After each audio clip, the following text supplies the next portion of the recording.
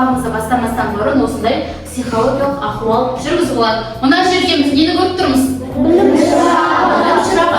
Қазір оқушылар сендер бір-бірден таңдау арқылы бір-бірімізге жігерлі сөздерді айтатын боламыз. Қанеке кім шығады? Кімді айт?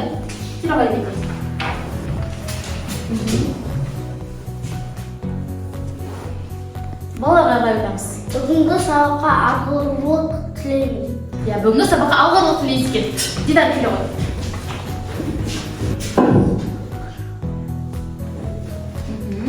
Оқушыларға қарай. Бүгінгі сабаққа сіздерге жақсы көңіл-күй тілеймін. Өте жақсы. Қанеке тағы Аяна келе ғой.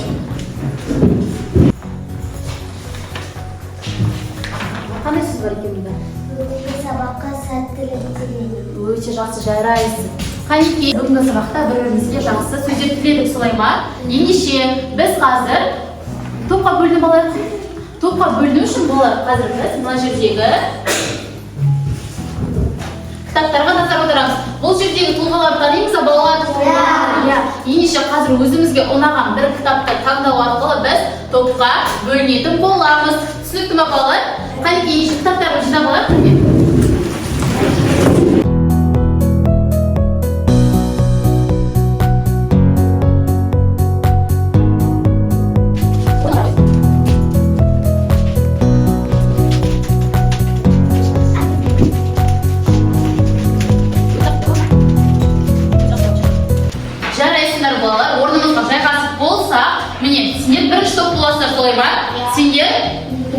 Екінші топ, үшінші топ. Ендеше тобымызға жайғасып болса, сендерге біздің жасан интеллект бүгінгі сабаққа айтар тілегі бар екен.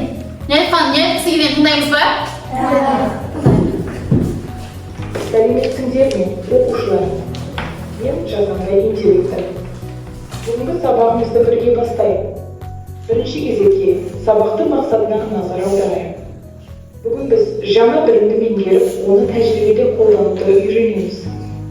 Сондықтан әр тапсырманы сабақ мақсатына сай орындауға тырысыңдар. Ал енді сынып ережесін еске түсірейік. Бір-бірімізді тыңдаймыз және сыйлаймыз. Жасанды интеллект не айтқысы келеді, түсіндік па балалар? Оның айтқанын орындаймыз ба?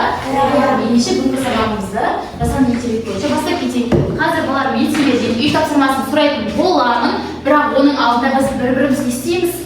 Тыңдаймыз. Сонымен қатар бұлар біз қазір топ болып бір-бірімізді бағалайтын боламыз. Қазір бірінші топтан мен осындай сендерге бағалау қағаздарын беретін болам асық түрінде. Сендер осы арқылы топтарында бағалап отырасыңдар. Ол үшін бізде әр топтан бір лидер тағайындауымыз керек. Бірінші топтан Кәусар бұлауға сөйледі ме? Кәусар, тобыңда оқушылар дұрыс жауап берген болса, галочка қойып отырасыңдар. Жақсы ма? Екінші топтан кімді қалайсыңдар? Айбеке немесе Іңкар, немесе Арнел. Іңкар ма? Іңкар ала ғой. Тобыңда бағалап отырасың. Үшінші топтан өздерің айтыңдар, кімді топқа бағалап келесіз? Әрбір топтың басшысы өз тобындағы оқушыларды топпен бағалап отыратын болады. Түсіндік па? Жақсы. Ендеше қазір біз бұлар өткен тақырыптарды пысықтайтын боламыз.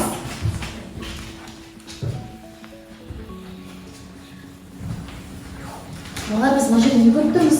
Сандықты көріп тұрмыз. Сандықтың сендерге дайындалған бірінші тапсырмалары бар екен. Соны бірге орындаймыз ба? Жақсы, ендеше сандықшаға ашуға кім келеді? Ішінде бізде қызықты тапсырмалар бар. Айбеке келе ғой. Бүгінгі жақсысын дегеніміз түбірден басқа жұрнақ жалғау арқылы жасалған зат есімді туынды зат есім дейміз. Өте жақсы, яғни түбір сөзге жұрнақ жалғау арқылы жасалған сөзді біз не деп айтады дейміз? Туынды зат есім дейміз. Келесі қане кімді кім шығады тағы да? Келе ғой.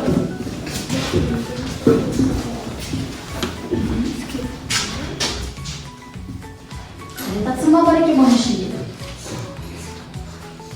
Заттың атын білдіретін сөздерді зат есім дейміз. Оның сұрақтары кім-кімдер, не-нелер. Өте жақсы, қане естейміз. Қанеке тағы бірінші топтан кім шығады қане? Бірінші топтан. Келе ғой. Олар қалай отырамыз сабақта?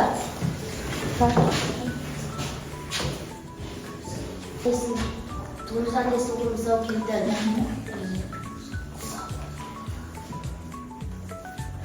Қанекей кім жауап береді? Қуаныш айта ғой. Аспаз, астана, асқабақ, кітапхана, етік. Бір мысал айта ғой. Суретші, өте жақсы. Қанекей орнымызға отырамыз. Келесі тағы біздің танышын ашатын Заңғар педагогымыз.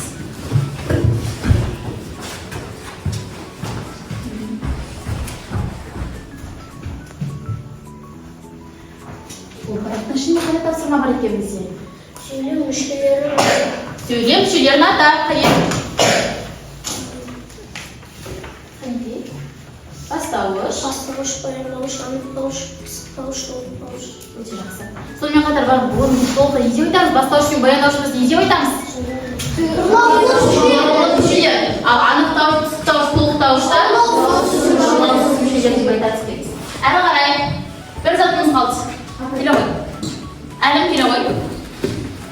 Тек қана бүгінгі сабақта үшінші топ өте белсенді қатысып отыр. Бірінші топ қалмаймыз, үшінші топтан.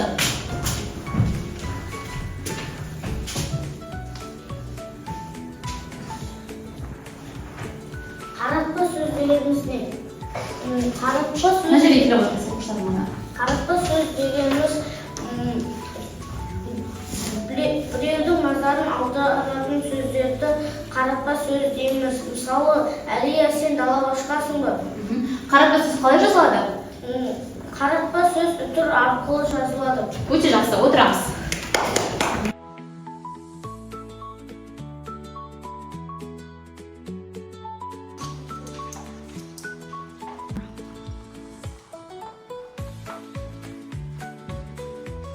Жақсы балалар, бүгін үй тапсырмасында сендер не істедіңдер?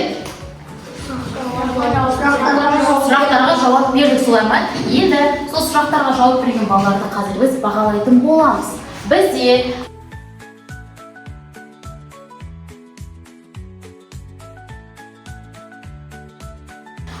суреттер сөйлейді әдісіне қараймыз. Мына суреттерге қарайықшы балалар, мына жерде біз нені көріп тұрмыз? Оқушы. Қол көтеріп жауап береміз балалар. Оқушыны көріп тұрмыз, тағы не көріп тұрмыз? Қазір отбасыны көріп тұрмыз. Бірінші мына суретке қарайықшы. Оқушы тағы Айбеке оқулық. Қараймыз, оқушы және оқулық. Біз бұл жерден қандай сөйлем сөз шығара аламыз? Сөз тіркесін шығара аламыз. Анел? Баланың кітабы. Ал енді екінші суретке қараймыз. Жаңа қазір отбасы деп солай ма? Тағы Дидар? Жанұя, отбасы жанұя. Бұл жерде біз қандай сөз тіркесін шығара аламыз? Заңғар? Баланың отбасы. Баланың отбасы жақсы. Немесе сонымен балалар бүгінгі сабақтың тақырыбы қандай екен? Толықтырып айтайықшы не? Іңкәр? Зат есімнің түрленуі. Дұрыс айтасың, бүгінгі сабағымыз зат есімнің түрленуі. Ендеше оқулығымыздан 31-ші бетті ашамыз. 31-ші бетті ашамыз.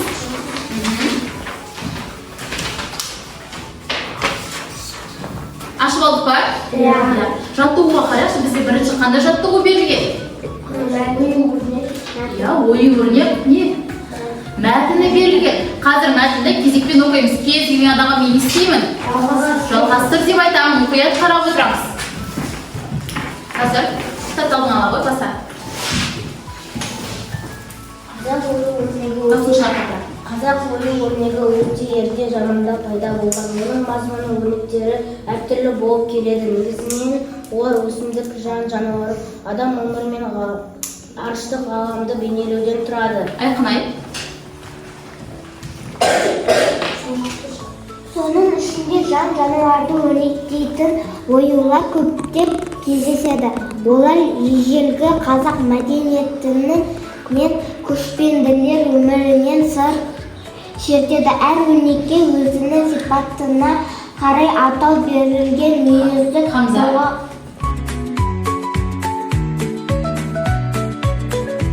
Өте жақсы балалар. Демек, қазіргі жаңа оқыған мәтініміз не туралы екен? Қол көтеріп жауап береміз. Қол көтеріп жауап береміз. Заңғар? Ою-өрнек туралы айтылған. Ал енді бұлар мәтінді біз түсіндік па? Ендеше осы мәтінге байланысты сұрақтарға жауап бере аламыз ба? Жақсы. Ендеше сәйкестендіру тапсырмасы бойынша біз қазір осы мәтіндегі сөйлемдерді бір-бірімен жалғайтын боламыз. Түсіндік па? Ендеше бірінші жануарларды өрнектейтін оюлар. Жауабын мына жақтан табамыз, жалғасын. Кім шығады тақтаға? Келе ғой. Жоқ, сол сөйлейтін бас.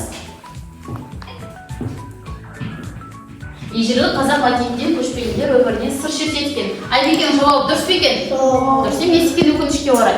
Келесі қуаныш келе ғой. Келесі бізде оқы бірінші. Мүйізді қойға ұқсайтын өрнек. Мына жерде табамыз.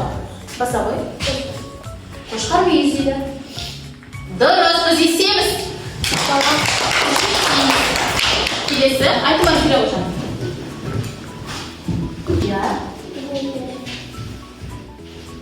Қазақ ою өрнегі. Көркем ай келе ғой.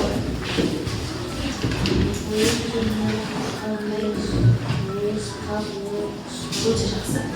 Ою түрлері бізде қандай ою түрлері бар екен? Қошқар мүйіз, қаз ойы. Өте жақсы балалар, біз сәйкестендіру тапсырмасын өте жақсы орындады. Ендеше бізде мәтіннің астында бізге берген тапсырма бар. Көріп тұрмыз ба? Иә. Қане шаққер бұл ғой, бізге қандай тапсырма берілген екен? Дауысымызды шығарамыз.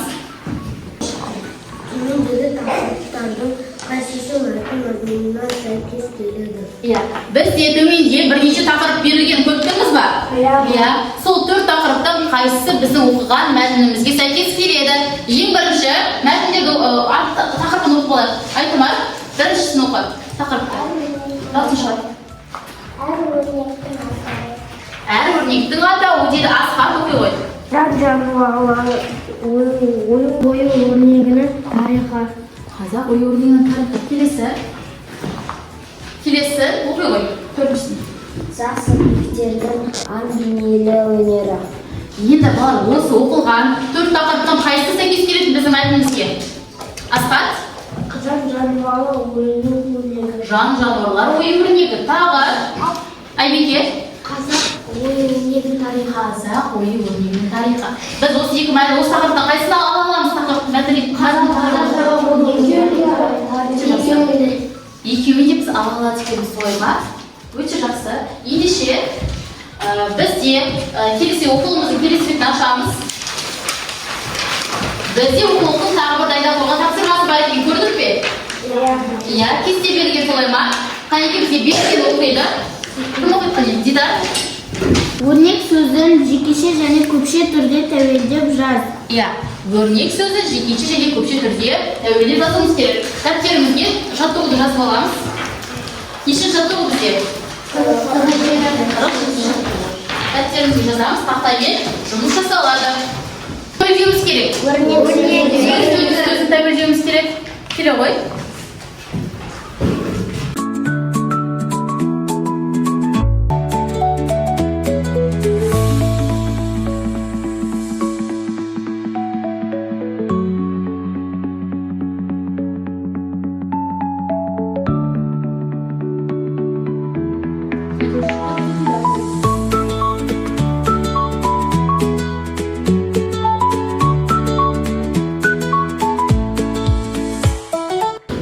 Жақсы, бізде оқушылар жекеше түрде тәуелдеп шықты. Енді біз қандай түрде тәуелдеуіміз керек енді? Көпше түрде ауызша тәуелдейміз. Аяна? Қандай? Біздің өрнегіміз екінші топтан. Басқа? Анелі тұрып. Сендердің өрнектері. Сендердің өрнектері. Үшінші топтан. Дұрыс, сіздердің өрнегіңіз. Тағы, әлім? Олардың өрнегі. Олардың өрнегі. Қанеке бір-бірімізге? Жақсы, енді балалар біз топтық жұмыс жасайтын боламыз. Неге бірінші топ? Екінші топтың тапсырмасы? Үшінші топ сіздер боласыңдар. Енді балалар тапсырмаға қараймыз. Мен қазір әр топқа мәтін беремін. Сол мәтінді балалар сендер бірінші топ тыңдаймыз. Бірінші топ сөйлем ішінен зат есімдерді тауып, жекеше түрде тәуелдеп жасасыңдар. Түсінікті ма? Екінші топ сөйлемдердің ішінен зат есімдерді тауып, көпше түрде тәуелдейсіңдер. Түсінікті ма? Үшінші топ сөйлем ішінен негізгі зат есімдерді тауып, оларды қандай зат есімге айналдырады дейміз? Туынды зат есімге айналдырамыз. Түсінікті ма балалар? Ендеше әр группасы маған келе қойыңдар, қанекей.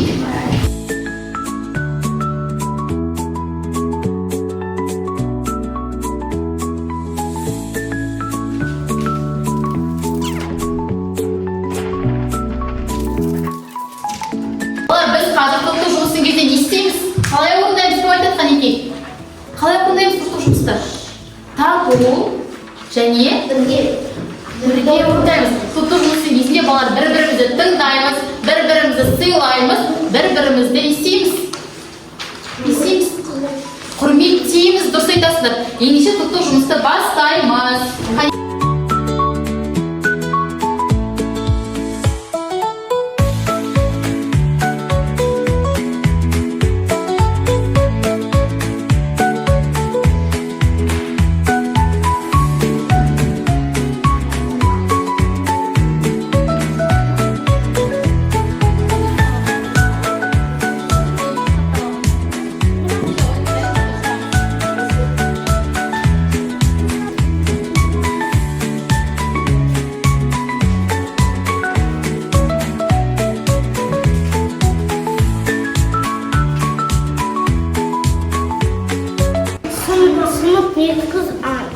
Негізгі зат есім сыныптас туынды зат есім кітап, негізгі зат есім кітапхана туынды зат есім. Өте жақсы. Қанекей?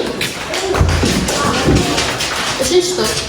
Бірінші шақ біздің кітабымыз, біздің досымыз. Бірінші шақ сендердің кітабымыз, сыйлайды біздің достар. Өте жақсы. Қанекей? Қол шапалақтаймыз. Маған бері қой. Топ басшылар тобымызды бағалап алдық па? Өте жақсы. Балалар, біз топтық тапсырмада не істедік? Ескіріп тұрға қараймыз. Не істедік біз топтық тапсырмада? Бір-бірден. Не істедік? Сөйлем ішінен өтесінде қалып көпшілікте тәуелдеп жатыр. Өте жақсы. Әлім? Атесі сауатты орындайды. Дұрыс. Яғни бүгінгі сабақта сендер сөйлем ішіне зат есімдерді тауып, көпше түрге және жекеше түрге айналдырыңдар. Оған бір балл алыңдар, солай ма? Келесі тапсырмада келесі қатесіз сауатты орындағандарың үшін тағы да бір балл. Демек бүгінгі қазір қоржындағы неше балл бар сендердің? 2 балл бар. Келесі тапсырмаға көшеміз. Енді балалар қазір тапсырмаға өтпестен бұрын сергізу сәтін өткізіп алайық. Қанекей, қолыңызда біздің асықтар бар ма екен? Асықтарыңызды қолға аламыз.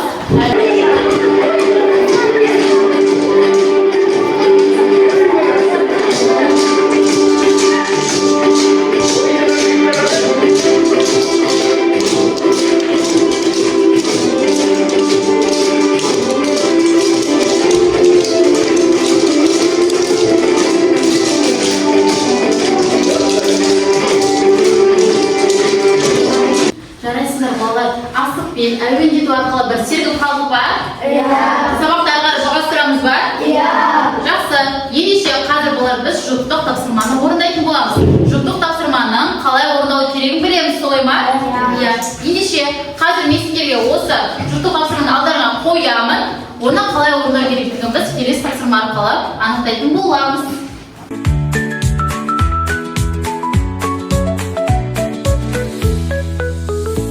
Енді балалар елеуінші жаттығуға қарақшы, елеуінші жаттығу. Қарадық па?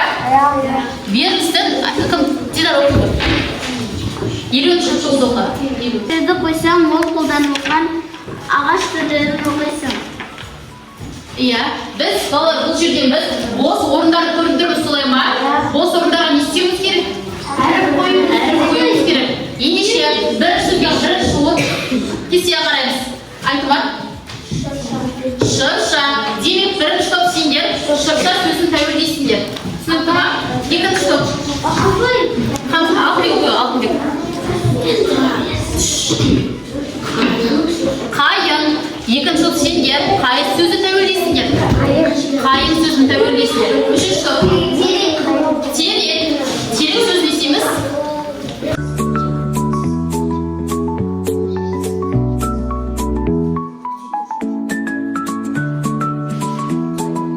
Жақсы балалар, сөздері тәуелдеп болдық па? Ендеше қазір бірінші топтан бастап оқимыз. Бірінші жақта. Менің шыршам. Аяқмай, екінші жақта.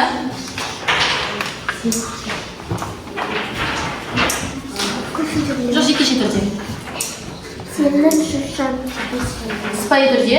Сіздің шыршаңыз. Үшінші жақта. Оның шыршасы. Оның шыршасы. Өте қандай сөз келді? Қайын, бастай ғой. Менің қайыным. Хамза. Сенің қайының. Қарамыз. Заман баста. Менің терегім. Көркемай.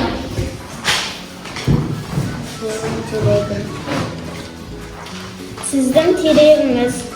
Әрі үшінші жақта оқи ғой. Олардың терегі. Жақсы балалар, сендер бүгінгі жұптық тапсырмаға өте жақсы қатыстыңдар. Ендеше, ескіріп тұрады, қане? Бүгінгі жұптық тапсырмада біз не істедік? Зат есімді жекеше және көпше түрге теңдедік. Темден тағы, заңғар айтып ғой. Тапсырманы қатесіз және сауатты орындадық. Өте жақсы, яғни балалар сіздер осы тапсырманы орындағандар үшін қазір бір балдан бағаланатын боласыңдар. Түсінікті ма? Сонымен балалар, бүгінгі біздің сабағымыз аяқталды. Қанеке балалар, кері байланыс жасап жіберейік. Кім не түсінді? Қай жерде қиындық тудырды? Кім айтады Қанеке өз ойын? Кім айтады? Айта ғой.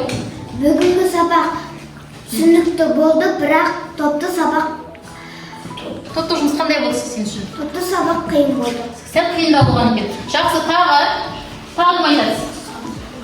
Тағы өз ойын айтады. Қуаныш жақсы айта ғой. Бүгінгі сабақ қызықты болды, тапсырмалар ұнады. Қиындық тудырған тапсырма бар ма сендер үшін?